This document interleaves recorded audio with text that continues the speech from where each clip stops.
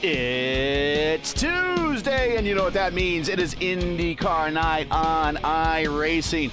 And while in the real world, the NASCAR boys are down in Daytona getting ready for their opening race of the season, we're going to play in their virtual backyard today as the IndyCar guys are at Charlotte. Hello again, everyone. I am Gary Gonzo. Welcome to P1's Broadcasting signature presentation of Round 9, Week 9 of Season 1 of 2026 of the IndyCar Oval Series. Tuesday night top split coming to you from Charlotte Motor Speedway.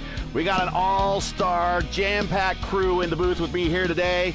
And to start off with the points, we're going to talk to LGN, but also joining us is Nick Sudik, the lone horseman out there. He is joining us in the booth. And then we also got Justin Petschauer. But LGN, man, we got a bit of a point situation going on. There's only 3 points separating the top two, and we're running out of time. Yeah, actually, yesterday, Clendy finished second in the race with 3.4, so he won at 195 points. So he's leading by 3 points over the Matt Halliburton. But Matt finished on 5th, so he won 152 points. So it's no for him. He must to have a good result today.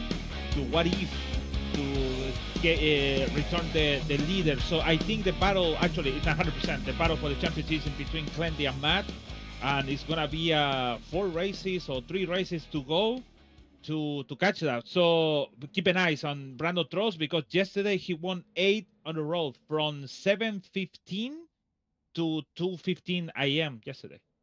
Yeah, now we got Brandon Trost now 1,257 career oval wins here, and 1,229 poles and 5,400 plus starts.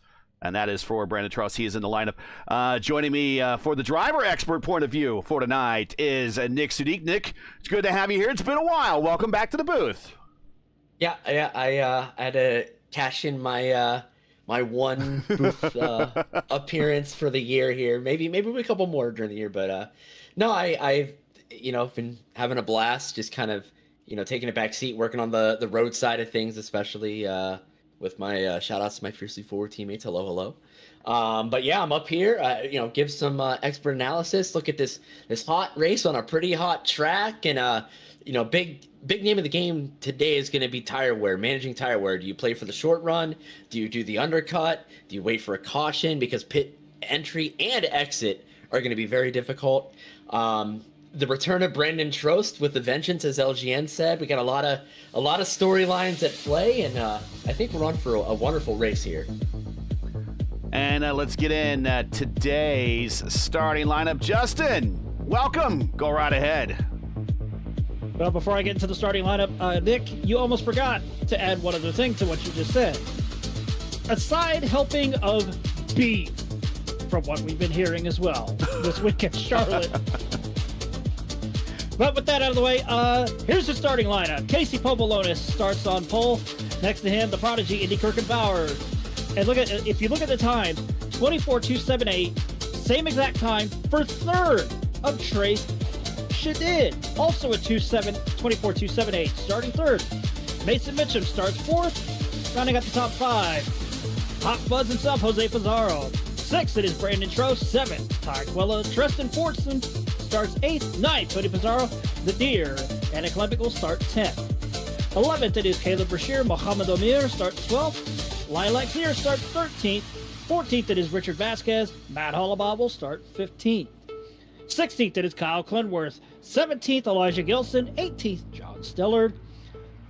19th, it is Ella Spice. And rounding out the 20-car field, it is the man, the myth, the legend, the greatest name in all of iRacing, Crash Neon. I think Crash is starting in pit road, I think. Probably a smart thing to do. That is your 20-car field. Field now down the backstretch. 3 of the first 4 starting positions occupied by the Votive Racing team. They're definitely getting the qualifying side of these races out of the way. And now we're starting to see them ascend to the top for these races. And last time we were on a very similar oval to this. Casey Povolonis won. Indy Kirkenbauer got his first top split win. He'd like to get another one. Mason Mitchum would like to add to his totals.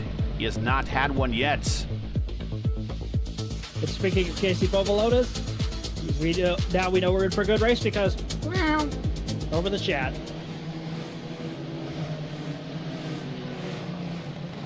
Pace car is off. What do you say, boys? Let's go have some fun here in stock car country. Charlotte Motor Speedway is going to be fast-paced. Green flag is out, and here we go. Good start there by Casey Bovalonis as he leads down towards turn 1. Kirkenbauer stays in line with him, and they're already side by side, at least 2, almost 3 rows deep. They're right behind him as they go through 1 and 2. Still jockeying for position, looking like they're trying to line up on the high side right now. Pizarro down low, trying to hold off the traffic, and that is the preferred line around here, down on the very bottom. Nick, there's not much to be gained on the high side around this place until your tires start to wear out. No, you can start to build a run, especially later in the run if you've been taking care of those tires, but that is a good way to fry your tires, especially going in excess of 200 miles an hour into these corners. But their spread, they're playing nice. Ooh. Hollenball about up in the wall in 3 and 4. I think we all saw that. Yeah. Oh, look at this. Look at the front right there. Brandon Trost already tried to make a move there. He got blocked right there on the load line as they go down, come off of turn 2 and go down the back straightaway. But also, over the course of the run, you have to almost lift off that throttle coming off of turn 4 because of that undulation, the sudden transition from the banking down to the flat part of the track. 1 car on the wall, 2 car, 1 car into the catchments. Caution is out in turns 3 and 4. That is Tony Pizarro and Caleb Brashear. And Tony Pizarro is flipping end over end into pit road. 2 former winners here on the Top Split broadcast. What happened to this situation over in turns 3 and 4? And it looked like Brashear was already in trouble. And the closing rates is what brought Pizarro into this. He had no place to go, being on the high side and being so narrow on this racetrack. Nick, he just had no place to go. Yeah, it looks like Brashear, tried to turn in, and there was just no front grip on the car. If you try to enter turn 3 a little too high, really any turn, but especially at your cookie cutters here, even Hotlanta, same thing. If you turn in a little too late, there's going to be no grip, and you're just going to hug the wall. And yeah, it's just unfortunate. Pizarro had the closing speed, and there's just nothing you can do with Tony. Unfortunately, now he made one of the best wrecks and highlights that we've seen with the wreck this year, but unfortunately, that is his day done, and Brashear as well. 2 former winners, and they are out, and we are under caution here very early. 75 laps tonight's race. 3 sets of tires, no fast repair, 45 mile per hour on the pit road speed limits. As we get back to the action on live shots. We do have a little bit of tension building inside. No beef, but there is some hardware issues with one Mr.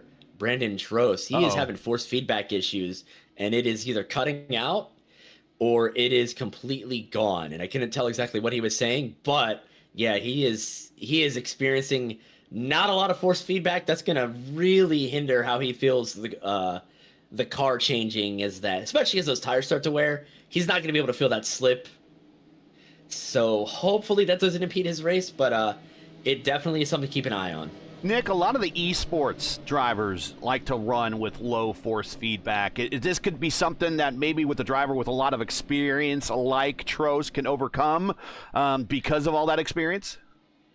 Yeah, a lot of it's just muscle memory, knowing what your inputs, and using a lot of in sim racing, we don't have obviously the feel of the motion of the car unless you have one of those $20,000 Ford DOF rigs. If you do, shouts to you. I'd love to come talk to you. But no, even those, you're really going off a lot of sound cues. So you can adapt, but it's really, even without force feedback, during a qualifying run, during a short run, you can kind of deal with that. But doing 30, 40 laps, being able to fill the car, the changes that I was kind of talking about earlier, it's tough, man. If he wins this race, if he podiums this race, I'm going to give him beyond high praise because it is that difficult at times in a race situation. If you're hot lapping, it's a little different. You kind of deal with it, but the whole force feedback thing is a little bit of a personal preference more than anything. Hey, Justin, I will say, go ahead. I was getting ready to hand it off to you, but go ahead with your thought.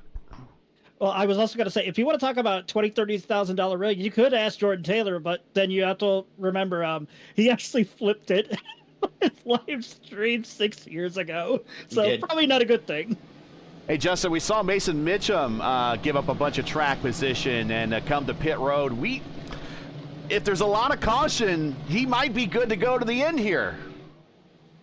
Yeah, he might be good to go, depending on what field map he puts it in, whether map 3 or map 5, and just stays with the draft.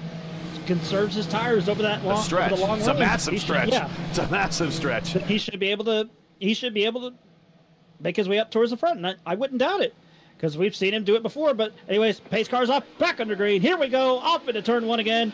After a vicious crash between Caleb Brashear and Tony Pizarro. We did a report from the Infield Care Center. Tony Pizarro is okay, except there was a nasty stench inside the car. Double move for Matt Hollenbaugh. 2 spots on that restart on the high side, the low side, coming through the double dog legs. Move Matt Hollenbaugh up to 11th. Matt Hollenbaugh trying to find his way back up towards the front, especially after that near miss off of turn 4 early in the race, where he almost clouded the wall. Like I said, that transition from the banking to the front stretch here is very, very nasty over the course, especially over the course of a long run, where that tire wear will absolutely come into play. And we're still 3 wide. Correction, 2 wide, 2 rows deep in the front here as they battle for the lead coming off of turn 4. So, Nick, we talked about this in the pre-race. You really only have about 5 good laps on the tires during a start and a restart before it becomes very, very hard to pass here. And we're kind of doing that another opening stat. That's why a stint right here, another 5-lap opening stint here. And that's kind of why they're racing so hard and jockeying for position at the front, because they realize that once the good of these tires, that little grace period at the beginning, that once that window closes, they're in single file unless someone in front of them makes a mistake. Yeah, it looks really easy for them to follow each other now, but you get 5, God forbid, 10 laps into a stint following somebody, you're going to heat up those right sides extremely quick. You're going to be in a world of hurt. You're going to pay the piper towards the end, especially if this does end up being a long green flag run. Justin Clindy up 8 spots into 8th position for our points leader. Yeah, Clindy doing everything he can to at least stay with the pack here, because he knows he has a good car underneath him now as he goes down to the bottom of the speedway. Underneath Treston Fortson and Ty Quilla, still riding that low line down the back straightaway as they head towards turn number 3. Still in the draft of Brandon Trost. Now he has the door slammed shut on him just temporarily from Hot Fuzz Jose Pizarro, but still a good run so far for Kyle Klenberg now as they come to complete lap 11, moving on to lap 12, heading towards turn number 1. He's going to be right up in this group. And Indy thought about shutting the door on Clindy. Indy versus Clindy right here. Battle for position. Pink Panther on the low side. We got the gray bullet up top, the Prodigy. And now Clindy just riding his way up to the front, staying on the bottom. And I'm surprised that we got a lot of cars jockeying for position off of 4. Nick, I see a lot of cars just kind of staying on the high side. Can they not get low, or they just prefer the high side? It looks like the low side is still the preferred way around this place. Yeah, I was actually going to make a comment to chime in there. As Trost tries to move to the outside, making a move here. See if he can make it stick. This is what I was talking about pre-race. Trying to set up a move, coming out of 4. It's very narrow off of 4, Nick. I mean, we'll talk about these lines. We're going to ride here with the Prodigy on the high side, but talk about a lap and a line around this racetrack. It looks wide. It is not wide. No, it is extremely narrow, and it narrows very quick, especially coming here out of 4 yet again. You got that transition. Ooh. Your car wants to slide up, and as soon as it unloads, it wants to kick out loose. So you really got to manage your tools, manage your weight checker, manage your rear ARB, especially if you are in Indy's position. You're dealing with a lot of dirty air from those cars. And you want to kind of add a little bit of ARB. You want to stiffen up that rear. But the downside of that is it will cause you to oversteer. It'll cause you to get loose off that corner, and it gets really bad here. ARB anti-roll bars for those that are not familiar with the inside baseball terms here, but up front, Justin, it is still Trost and it's still Shadid battling for position, and the low line still has it, but I'm wondering how much longer the low line is going to have it if Trost is going to provide a little bit of pressure on the low side on Shadid and get those tires warmed up, because it looks like Trost is starting to edge ahead, and he does. Yeah, he gets the pass on Trace Shadid this time by, but don't look now. Here comes Casey Pobolonis. This is essentially a home race for him since he works for one of the NASCAR teams. He's got a good run now on Brandon Trost. He'll move to the high side, shutting the door on Kyle Clenworth as they go through turns 3 and 4. But also, like you said, over the course of the run, especially on that front straightaway over here in front of us, over that run, it does become slick to the point the back end of the car does get into almost a snap oversteer situation. So you almost have to essentially play with the throttle there to maintain control of the car. But still, your leader is Brandon Trost. They come out for turn 2 down the back straightaway. Shadid's looking at losing another position. He goes from the lead to 5th, Nick.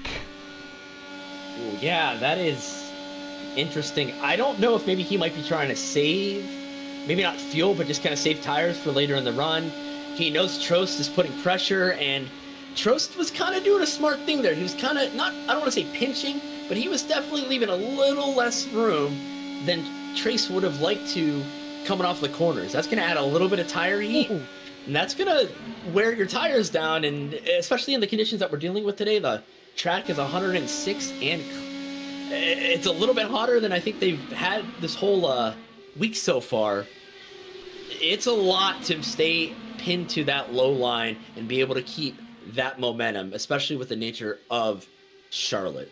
As Shadid now back to 6, and here comes Matt Hollenbaugh to the inside of one of his technical teammates, and he goes for 2 positions, has now moved Matt Hollenbaugh, second in the points, to 6th on the racetrack.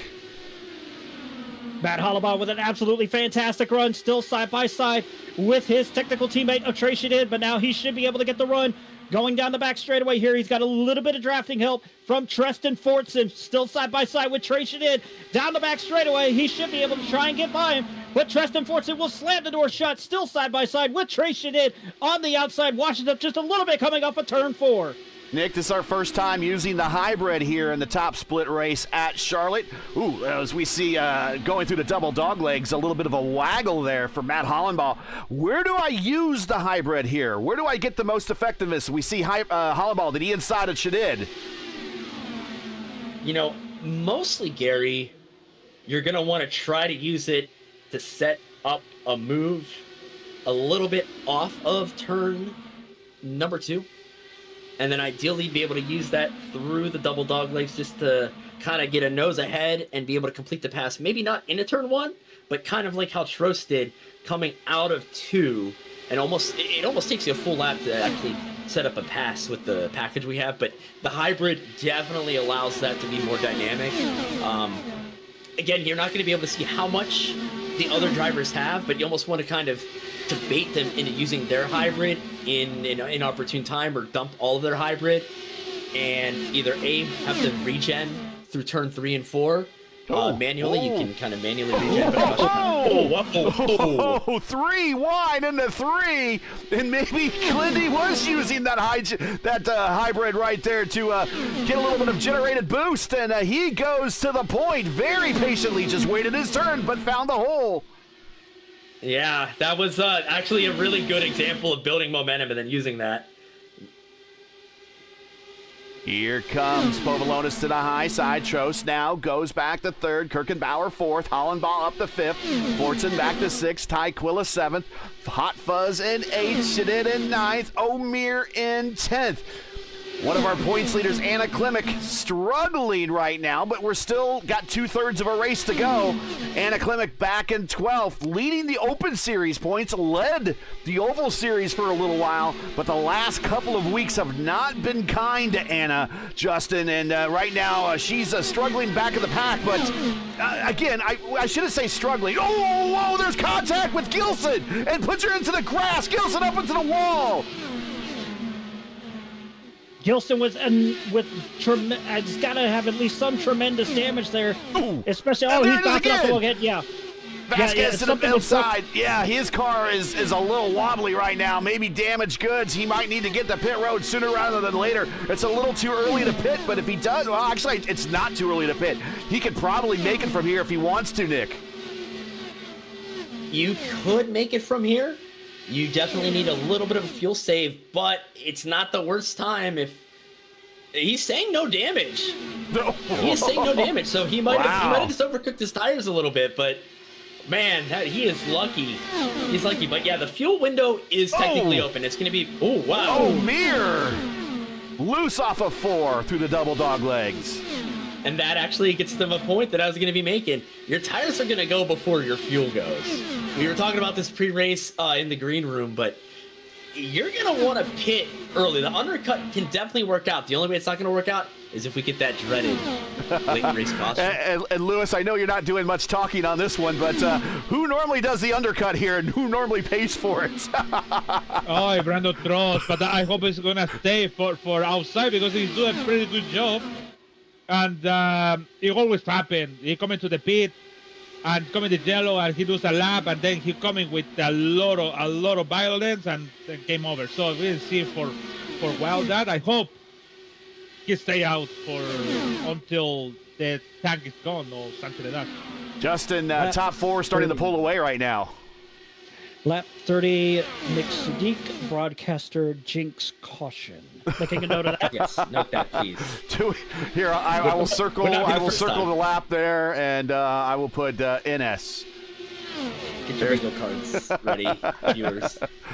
But yeah, what were you saying again? I was making a mental note of that. Top 4 broken away. Actually, now top 3 have kind of broken away as that 4th car in line.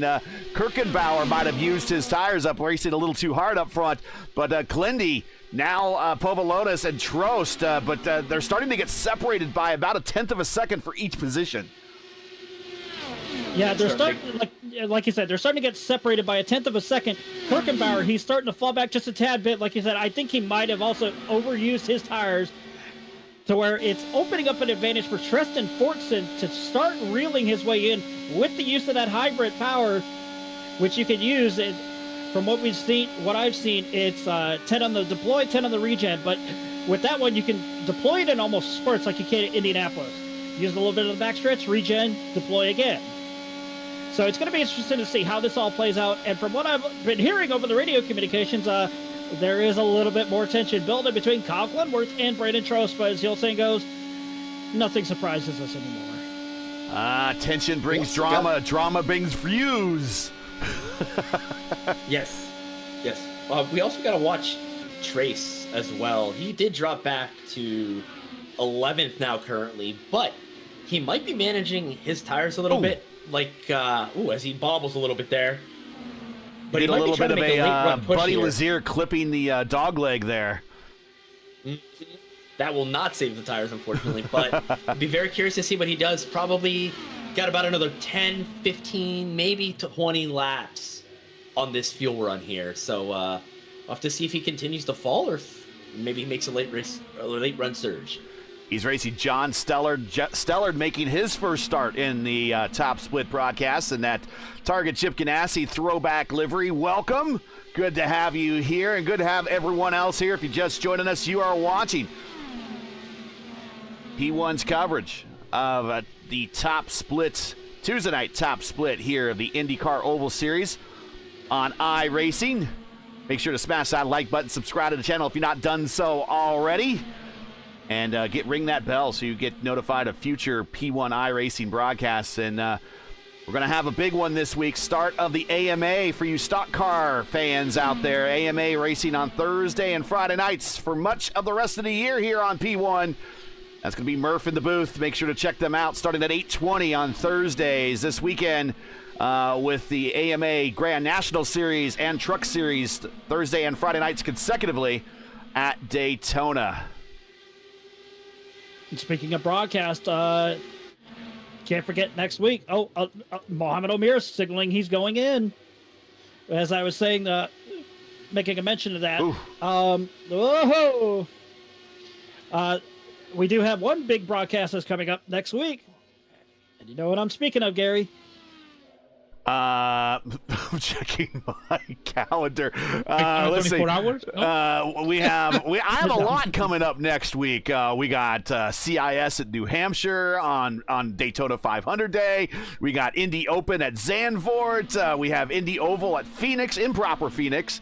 Mark and LGN and I are going to be at Richmond this Thursday night. Caution flag with that's going to hurt O'Meara. Mitchum and the guy that came to pit road early. Let's see what happened. And this is everyone's going to come to pit road right now. Let's see what happened. Oh no, Ellis I think was coming to pit road, and he clipped the apron. That's Elijah Gilson. That's right. It's Elijah, not Ellis. Ellis Spice is a little bit further up, but he was coming to pit road, Nick, and he just clipped it, and it just couldn't get wound up enough to get down off the banking. Yeah, that's hard. It's a hard pit lane in these open wheel cars. It's a hard pit lane in a stock car to get into if you want to carry momentum. But yeah, you try to turn in too early, you're gonna hit that apron. It's just gonna completely bottom out the car, and yeah, you're going along for the ride. Unfortunately, that is going to reset the whole field here. Hey Justin, if real Indy cars did race here, and we'll talk about the past of Indy cars here, we would be kind of. I guess we would be coming in off of turn 3, coming to the apron and riding the apron around, kind of like how stock cars do at Atlanta now. But the way that the rules allow, you could pit directly off of 4, and it's a lot easier said than done from going 220 plus down to 45 miles an hour.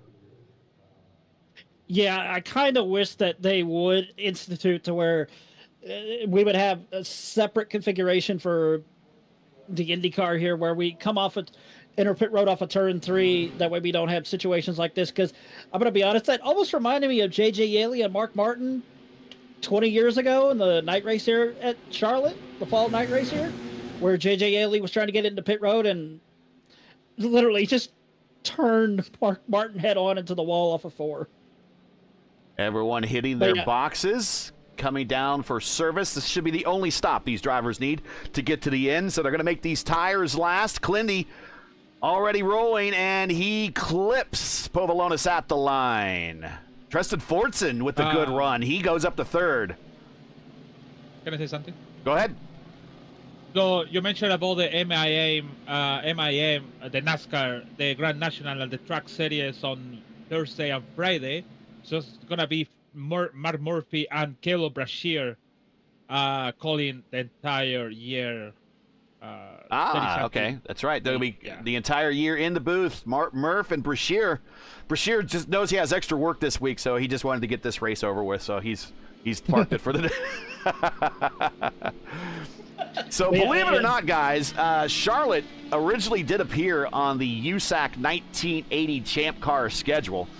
But the race was canceled, so the earliest that the Indy cars did come here and race here at Charlotte Motor Speedway was in 1997. They did a 3-year stretch, 97, 98, and 99. However, only 2 of those races count.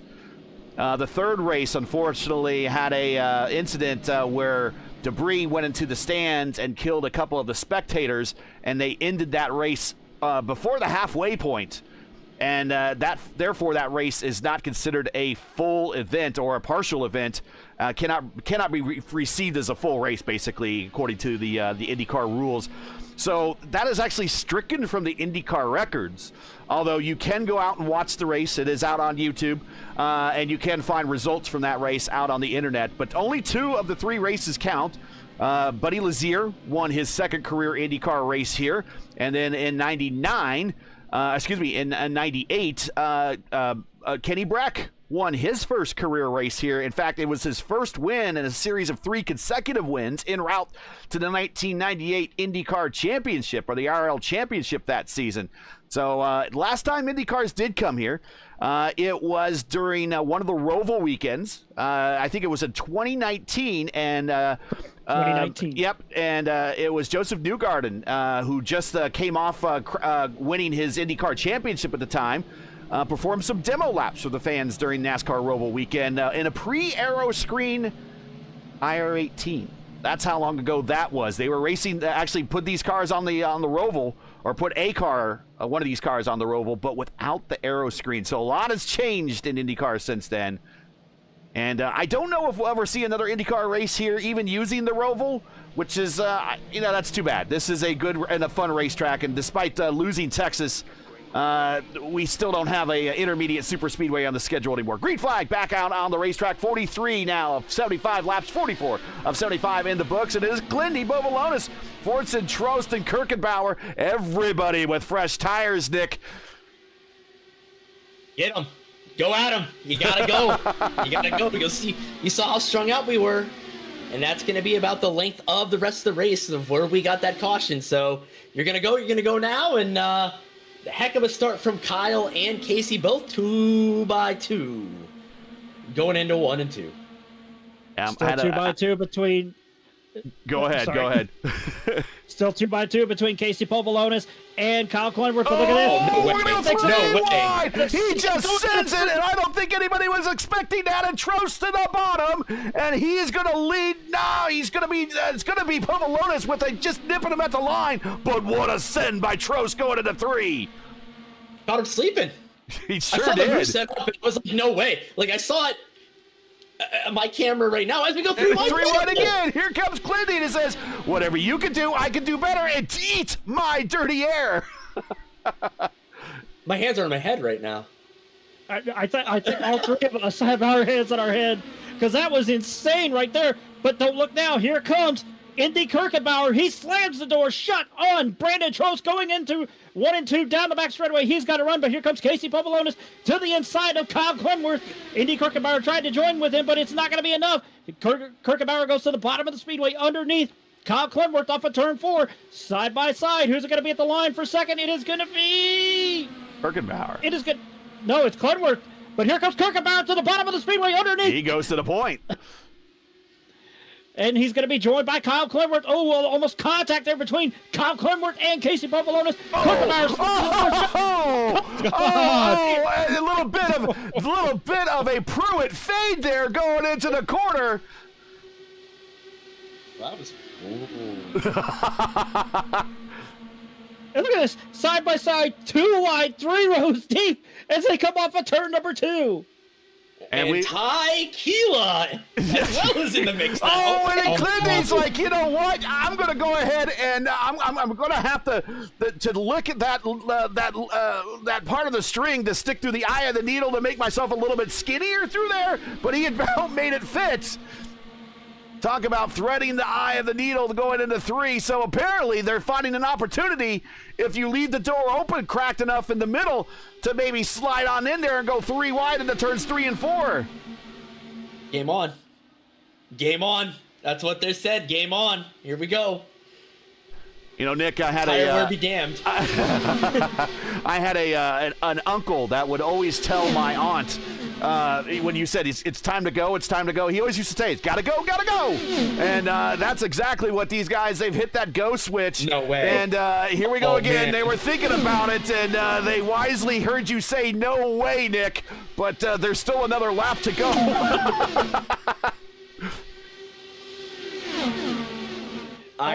All this exciting action at over 220 miles an hour here in the IndyCar Oval Series at Charlotte Motor Speedway. You cannot have a more exciting race than what we are seeing right now. At least the top 6 underneath a blanket here. But here comes Casey Pobolonis with the run on the outside. He's going to have Kyle Clenworth right behind him. But here comes Ty Killer underneath Brandon Trost as they go up into 1, almost 3 wide into turn 1. The PRI Hoosier 500 Rookie of the Year now is all of a sudden a player here late in the race with 53 of 75 complete, Nick. Gary, you could quote me on this for the thumbnail. I don't care, but I'm so happy that I'm watching this right now. This is making me smile.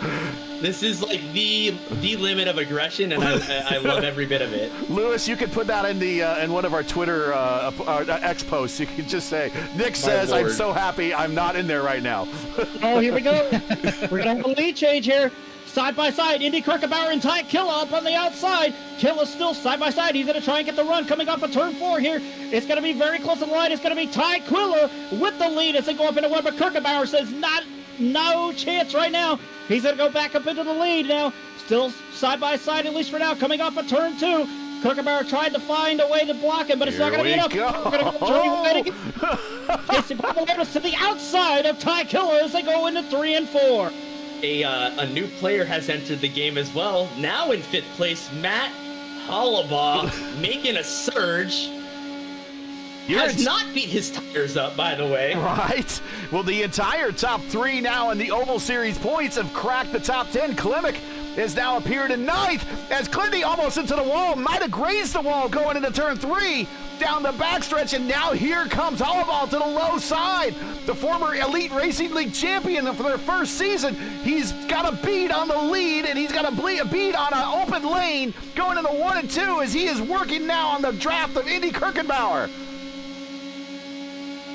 Right here, it's about keeping that hybrid handy. You gotta space, you gotta run, use it. Look at these last laps turn, 219, 216, 217. The track record is 220. 220.4 by Tony Stewart back in those old normally aspirated cars from 97, 98. So they're up there in track record time in race conditions.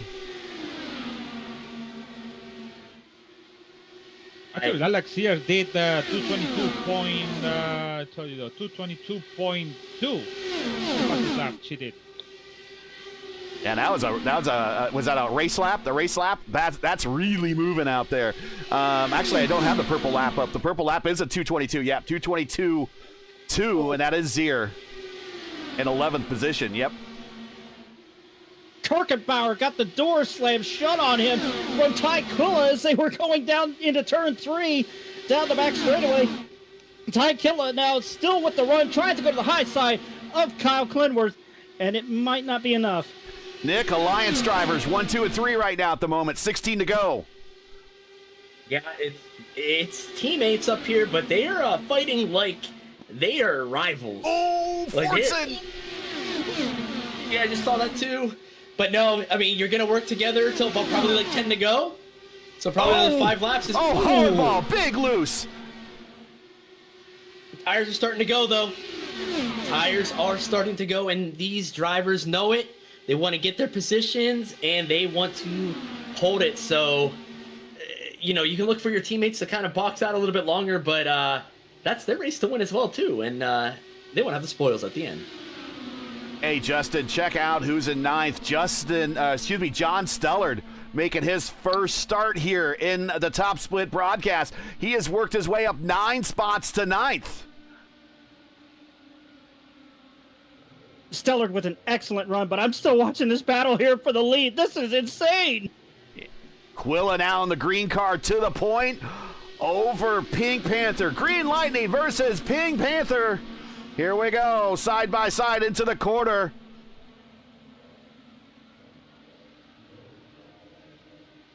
Look at that run on the high side, and then the boy. Oh, did you see Ty slam the door on Kirkenbauer? He was almost like playing rear gunner there a little bit, Nick.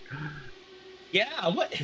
That is a dangerous game. Is Hollabaugh really trying to cut the dog leg sideways again? Oh my goodness. We're not even 10 to go yet. We're almost there, but we're not there yet. We have 94 viewers right now. Go tell your friends. We got a barn burner with IndyCar Oval Series at Charlotte, 12 to go. And the gloves are the gloves have been off. Let's be honest out there. We saw a little bump drafting from Clindy and Kirkenbauer. We've seen them send it 3 wide and thread the needle a couple times going into 3 and 4, probably more than a couple of times, probably about a half dozen times right now. As now we're back to single file for the time being. Are we just kind of resetting a bit here, Nick, before we decide to really throw down the gloves and throw down the sticks and say, let's go? Yeah, I wouldn't hold anything to any of these drivers. They're trying to be smart. There's some tire life back here. I'm actually eyeing on my POV Trost right now, trying to make work of Hollabaugh. And Trost kind of fell back a bit. So we were talking about late run surges. We'll have to keep an eye on these drivers towards the back to try to make a little bit of a distance gain here at the end. But it does look like that top 3 are starting to pull away a little bit. They are fighting. They are fighting hard again. Here are your gaps, and they got about 0.4 of a second back to Fortson. And then it's about 0.6 back to Hollenbaugh. So the draft envelope of these cars extends about 1.5 seconds. So they still have a little ways before they fall out of that draft envelope. But now 8 to go. Clendy with command down low in turns 1 and 2. Ty Quilla's got a 6. Indy Kirkenbauer lurking in third. Kirkenbauer with the run on Ty Quilla now as they go down the back straightaway. He's trying to find a way to get around Ty Quilla, but it's not going to be enough. He has to go down back to the bottom of the speedway, get caught back into the dirty air of Ty Quilla now as they come down the front straightaway here, coming to lap 69. Nice. And he still is trying to find a way as Ty Quilla goes to the high side here in 1 and 2. Still trying to get that run with the drafting help of Kyle Clonworth. Not going to be enough. Clonworth slammed the door shut on both of them. Now Ty Quilla recognized that and moves down to the bottom of the speedway as they come up at turn 4. That will put Green Lighty back to the point there, and now big run on the high side by the Pink Panther up top.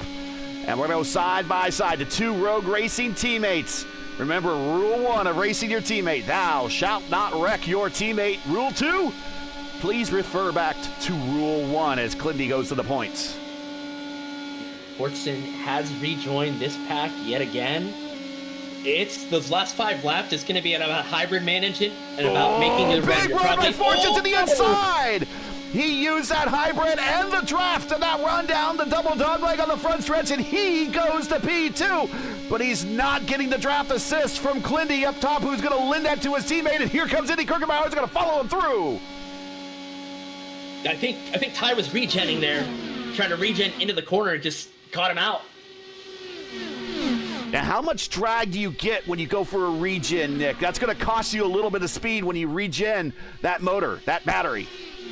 Yeah, it does cost you a bit of momentum. Don't have like a solid number on it, if I can be honest, but I mean, it's substantial, especially if somebody is deploying behind you or has the draft behind you and you're just sleeping. But it does look like they are starting to pull away Ty and Kyle up in the top 2. In my opinion, the best place to regen is going in through the corners here.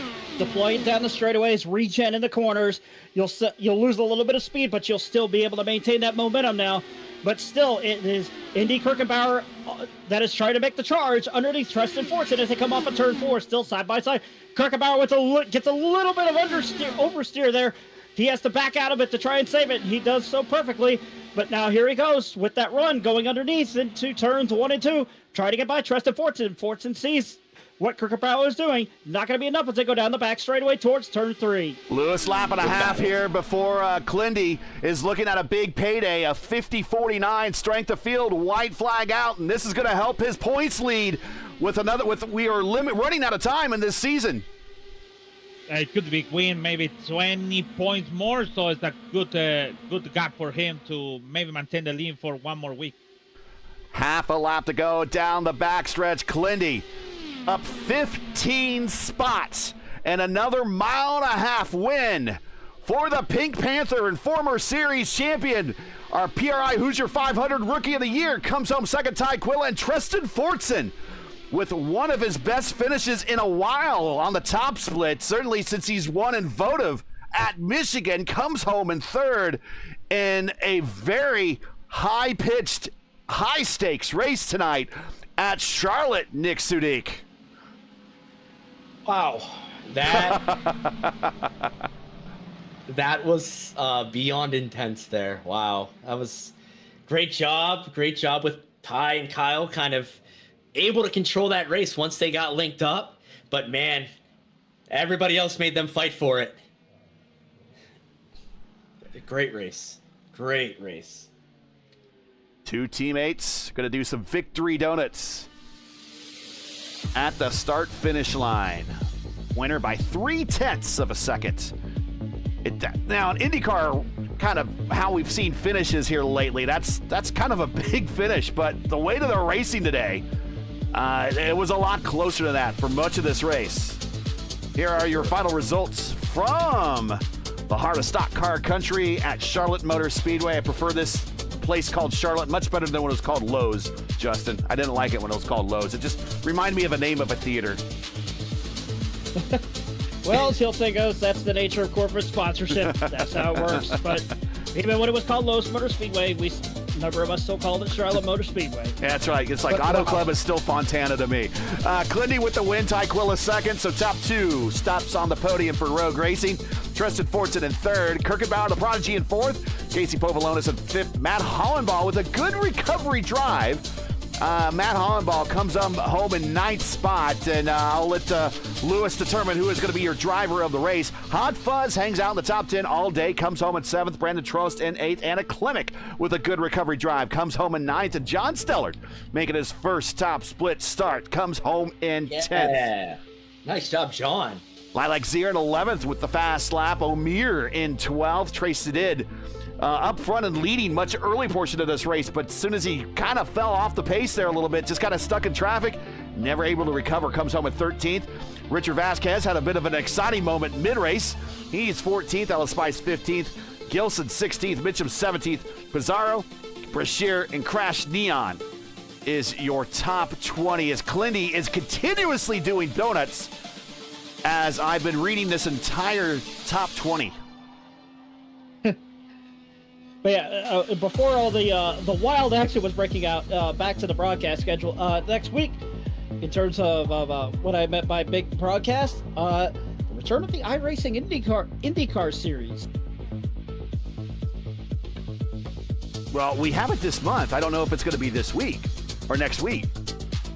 Is it? I believe it is, but we still haven't figured out whether we're going to be running St. Pete, Miami, or if we're going to be going back to Sebring. I have gotten a note here handed to me by Mr. John Stellard that he in fact was at one of the double header races at Dega earlier in the season and got seventh. All right, so two top tens for him if he's been in broadcast races. That is a really good. That's a better start than I had. That's for sure. Good to have you around, John, and everybody else. All right, yeah. Thanks for being here. Thanks for showing up on a Tuesday night. You could be doing anything else, and you're sitting here at home racing with us. We appreciate it. Let's get some replays queued up and get into the interview room, and we'll talk to Tristan Fortson here just momentarily. I just need to get some replays queued up.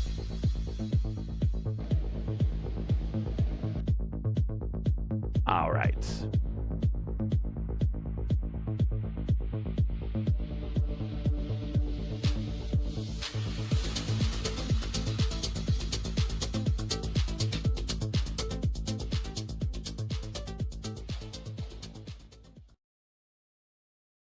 And we'll dip into the interview room, see who we got to talk with here. And there is Tristan Fortson. And here is Tristan Fortson. It's been a while since we've had you up here in the booth. Tristan, congratulations. Up 5 spots from the mid-pack. Not easy racing out there at a very hard racetrack. But, man, we saw a move by you late in the race that almost vaulted you up to the lead. You got a heck of a run on everybody going into turn 1. And at that point on, you were all in the top 3 and pretty much secured your spot on the podium. Congratulations. Talk about this race, though. Not easy going out there. A lot of elbows out. Yeah, thank you. It was a very aggressive race at the front. We spent most of it, too wide and like a pack, so not a lot of room to make moves. I just kept trying to find different ways to make speed, trying to find grip, like all the way at the bottom. There was a couple times where I bounced it off the wall, like I was playing pinball. Like it was a lot of fun. We talked about it a number of times in the broadcast. This place at 220 plus miles an hour in these cars, it looks wide here on the stream and when you watch it on TV, but when you're at 220 on a monitor with your everything you're set up with, maybe you're in VR, this place is incredibly narrow. Explain how narrow this place is, especially coming off of turn 4. Yeah, so both corners act like a funnel. So there's really maybe 3 to 4 racing lines through the corner, but it all smashes down into like one coming off the corners. So you really have to work on getting your positioning in the middle of the corner to get the run off. So that way you have that one lane. Before we let you get shout outs in, and since we got Nick here, We know Nick will have a burning question for you. I believe it has to do with ice cream, so go right ahead, Nick. Hey, man. Nice job. I don't think I've ever gotten to interview you actually on here. So first time, first podium with me around. What's your favorite ice cream, dog? My favorite ice cream is mint chocolate chip. All right. Yeah. Yes. Chill. Yes. Yeah. Chill. All right. Thank you. All right. Great job, Preston. All right. Thank y'all. Before we let you go, Tristan, any shout-outs, friends, family, sponsors, anyone you want to say hi to before we let you go? It's been a while since we talked to you, so I know you got some folks you want to say hi to. Shout out the team, Track Rocket Racing. Shout out our new sponsor, Victor Carr and Taupe Soaps. And then since Valentine's Day has come up, shout out my girlfriend, Jessica. Wise man, a very wise man. Congratulations on the P3. We'll catch you around at the next race, whenever that might be. But until then, celebrate and go have fun on Valentine's Day. All right. Thank you. Have a good one. And that is Tristan Fortson. Let's bring in Ty Quilla. And here is Ty. Ty joining us, the PRI Hoosier 500 Rookie of the Year, coming home in second today. And at one point, you were really racing your teammate, but I think at one point it also shifted to being a little bit of a rear gunner. Kind of there at the end. I think you slammed the door on Indy pretty hard. Maybe a little bit of payback of Indy getting the back of Clindy at one point in this race. But again, intense racing out there. Elbows out, and the cars that don't really want to have full contact, it was full contact out there. Yeah, it was pretty insane out there a little bit. Elbows were out sometimes, but hopefully I didn't put my elbows out too hard there. I know I definitely cleared Indy pretty hard one time, and I don't know. It's hard to see in the mirror how fast they're coming up sometimes, so I'll have to go back and take a look and see how bad it was. But luckily he's quick to react, and so is everyone else if it was that bad. So good on them. And yeah, it was really fun battling him at the front there though for a little while. Just seeing if I could get around on the high side. A little bit treacherous, making some mistakes on tools here and there, and probably almost wiped out the field twice, doing a bunch of adjustments, but luckily we lived, so. Well, it only says you finished 5 positions better from where you started, but it feels like from where we saw you, you passed a lot more than 5 cars out there today. It must feel like that. Yeah, it does. I mean, it was kind of a little bit of give and take, so I think I dropped back a little bit at one point, and then, would get a couple positions, get one guy going by, and then have to get 2 more again. Another one would go by. I was like, for every 2, I had to give 1 back. So luckily, once you get to the front, it's a lot easier to stay up there than it is to try to keep making passes like that, especially when you've got a teammate who's trying to get around with you. So always makes it easier fighting together. So it was good battling on the VRL guys' part. We just got lucky to split them just enough. So like I said, hopefully not 2 elbows out with everyone, but it was really fun trusting everyone around there. It's really fun racing really tough like that with guys you trust. It's a blast. I mean, that's why we're all here, I think. So. Now, sometimes those elbows do have to come out. Nick, go right ahead, man. So Ty, really big question for you. Actually, serious question for once. I noticed a lot of people were having issues, especially late in that run, from pushing very hard in the quad oval through the double dog legs there at the start finish line. How treacherous was it trying to, stay side by side with your teammate and, keep the car under you through that flat part of the track at the end there? Oh, it's terrifying, especially when you're the guy on the inside and you forget your tools, right? You leave a little too much positive weight tracker and the car already wants to snap on you. So, yeah, no, it can be pretty relentless, especially because I feel like, I think I posted in a Discord chat earlier, is like you kind of got to turn right coming into the dog leg there. It's not really a left-hand turn.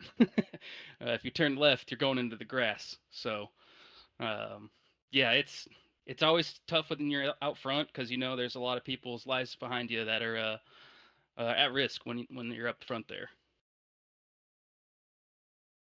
And Nick, your follow-up, the important one. All right, brother, what's your favorite ice cream? Ooh, chocolate chip cookie dough all day long. Okay. Okay. Oh, we got Respect mint that. chocolate chip and chocolate chip cookie dough. So we're on a bit of a theme. Okay. All Mint right. chocolate chips number 2. So All right. So, there's now Caleb Brashear is ready to start some fights in chat. I think he does not like mint chocolate chip, but I will concur with the cookie dough. Shout outs, friends, family, sponsors, anyone who want to say hi to. Good showing for you and the team today. yeah, shout out Kyle on the win. Shout out to Tristan there as well on the podium. Congrats. It was a big battle there. Everyone else, great race today. It was a blast. VRL guys, I know we were racing them hard there towards the end. And just shout out you guys in the booth. Thanks for always putting on a good show.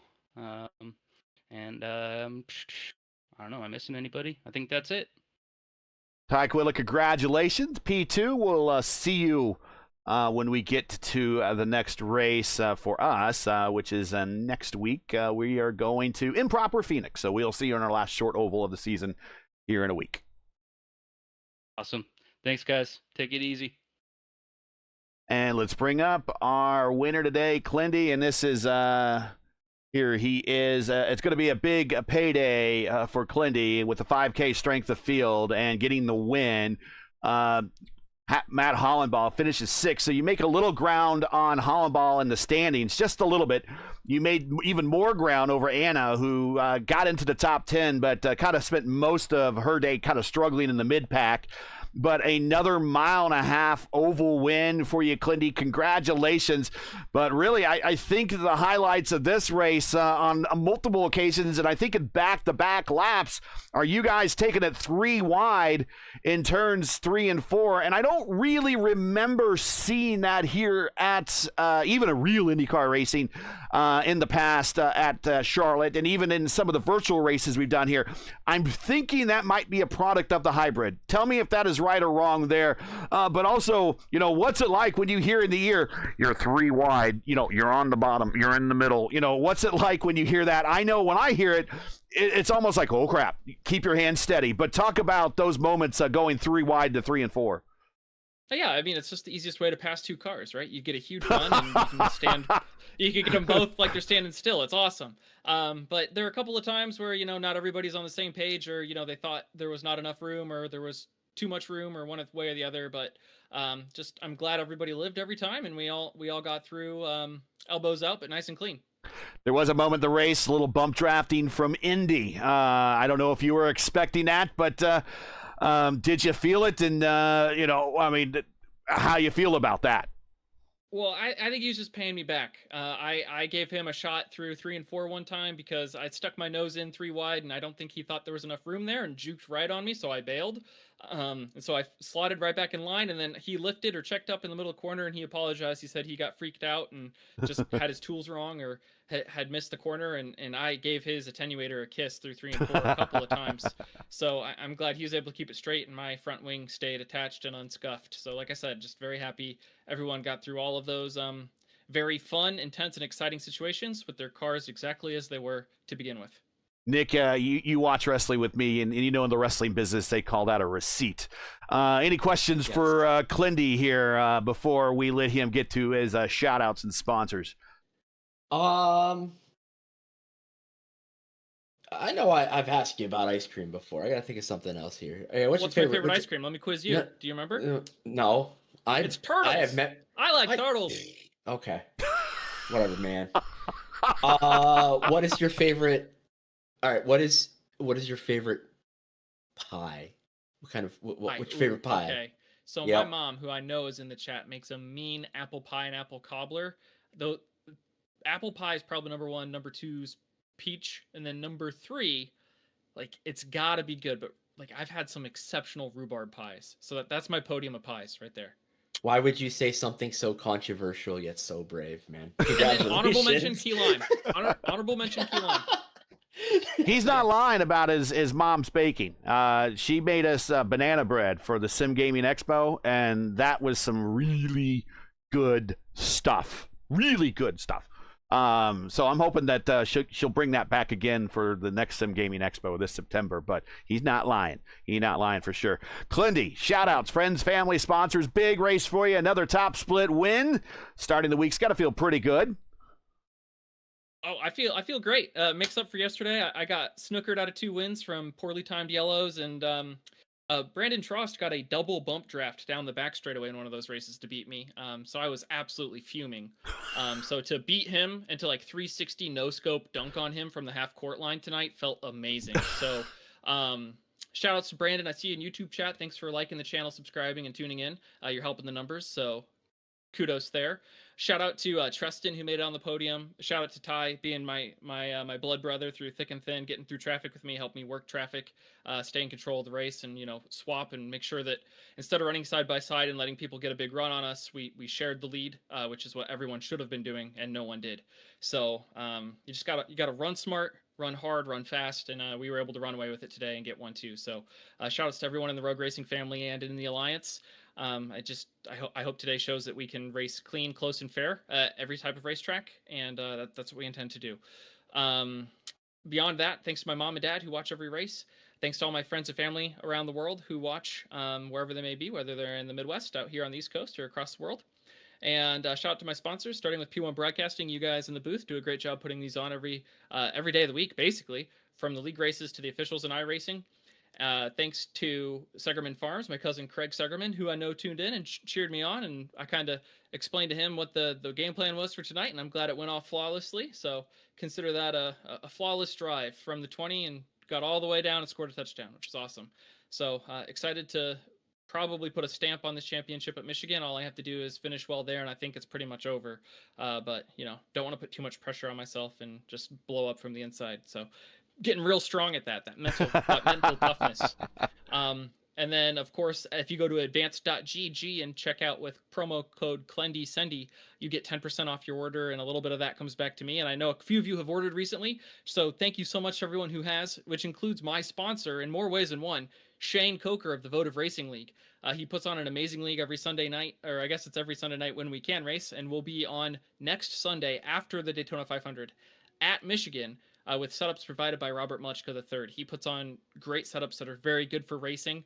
It's incredible to be on those sets and to be able to work your way through the field and have competitive racing every single Sunday that we're out on the track. And I'll look to defend my back-to-back championships and my perfect podium streak of the season. So tune in Sunday in just a couple weeks' time, where we'll be at Michigan taking on the Green Irish Hills there in the Mitten State. So yeah, that's it. Thanks, Gary. Clendy with the late third quarter red zone touchdown to make the fourth quarter that much tougher for those chasing him in the points championship. Congratulations on the critical win, and we'll see you in a week when we go to Improper Phoenix. See you there. Thanks, Gary. Thanks, Nick.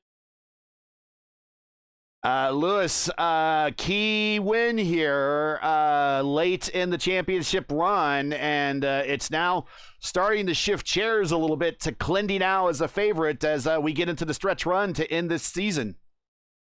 Yeah, I think, I don't know, last season, Seb Alexander won the last race in the super speedway racing, and he won the championship. So I think he must have waited for the end. The points this update, and he is leading by, oh my God, calculator. I don't know. He's leading for a lot. Actually, he's leading for 79 points. 79 points. There you go. 75 points. And Tyke Wheeler came on third now. So oh, wow. Anna Clemens going down fourth now. So 79 points. We still have Phoenix, Michigan. That's the big one also. And Texas on Legacy the end. Texas, yeah. Yes, on the end. So it still have points to get Matt Halbo on front again, but we don't know what is the drop week for them. So I don't know. The only people know they. So at least is that. So good race, a lot of spicy stuff. A lot of people disagree about the movement. A lot of people said have to be aggressive or the other one win or whatever. It is what it is. Just flip the page and just come back to Phoenix for the new race. and race. So I think it's the week is over for sure. I think the people you can race in around in the weekend, but the people running for the championship, they don't run in anymore. So yeah, that's it. See you on next week. Thursday. If Nick show up, for sure. It's like like an Undertaker and Big Show when they have a tag team in 1999. Yes. And Undertaker said, you know what, you're gonna wrestle in the tag team, and me, I'm gonna be on the booth or I wanna watch you to wrestling. It's me, like a Nick over here, and me on the and Nick's gonna be on the ring, and me on the back just watching what he does. So that's kind of like who's that. the Big Show and who's the Undertaker? He's an Undertaker. I'm the Big Show. I can eat more. Yeah. So. He's lost a ton of weight. I don't know if you've seen a picture of him lately, but he's looking Paul pretty svelte right now for Paul. All right. No, I just have big bones. That's it. See you Thursday, 7:45 from Richmond Raceway. 300 laps in ERL P1 Championship, IndyCar Championship. Actually. Yeah, last time their very first race there had 17 cautions for 85 laps. Hoping not for that type of night on Thursday night, but I will see. You. Yeah, I'll be like, are we? Who's racing, trucks or Indy cars right now? But we will see you next on Thursday, Lewis, on the Elite Racing League. Nick, thanks for joining us, though. Good to have you here for the driver expert. And we kind of heard it out there. Aggression was high.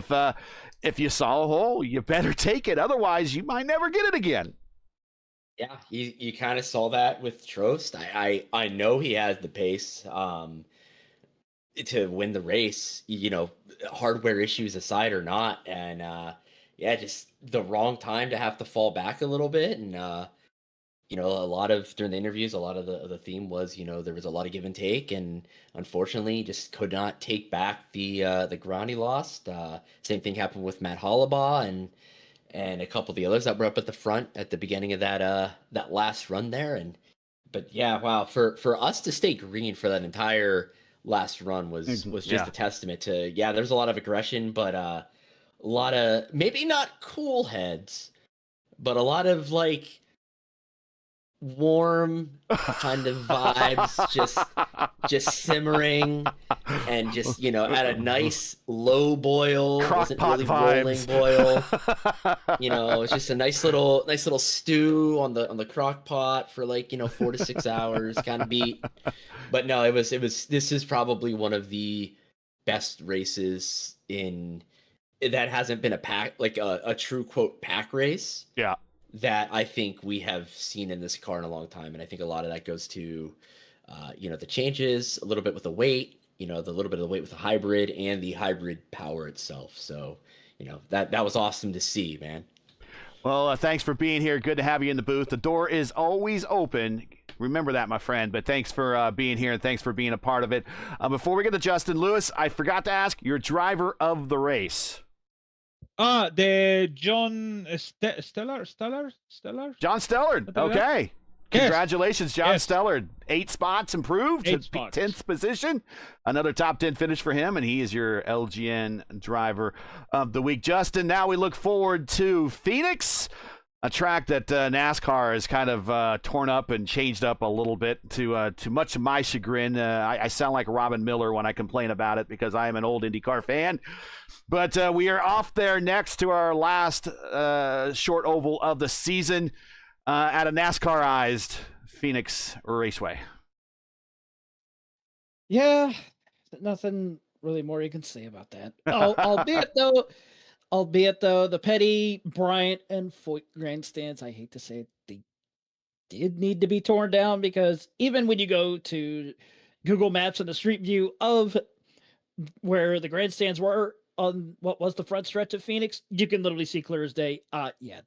Those needed to come down. They were on the verge of what you would call red tag status, aka condemned. But as far as flipping it around to basically turn it into a Nazareth Speedway of the West, unnecessary. But as the old saying goes, we're just peons in people that run the world, in terms of people that run the world. So there's nothing really more we can do, except we'll just do our best to go put on a good race. I will say it's going to be interesting when we do come here for the iRacing IndyCar Series. That's going to be 250 laps, and it's going to be my guess is going to be a hot track for that one. Yeah. But we're still going to put on one heck of a good show. Other than that, for 110 laps next week, we might get a little taste of what we're going to see here come March. But other than that, another fantastic race, especially here at Charlotte Motor Speedway. And speaking of which, the Indy Next Oval Series is also here in NASCAR country, but this time they're actually up in the northwestern part of North Carolina here at North Wilkesboro Speedway. Yeah, they're getting ready to they're getting ready to start here. Actually, they just went live, so you could jump over there right now, or you'll be redirected here at the completion of this stream. So that's it for tonight. Once again, your podium here from Charlotte Motor Speedway.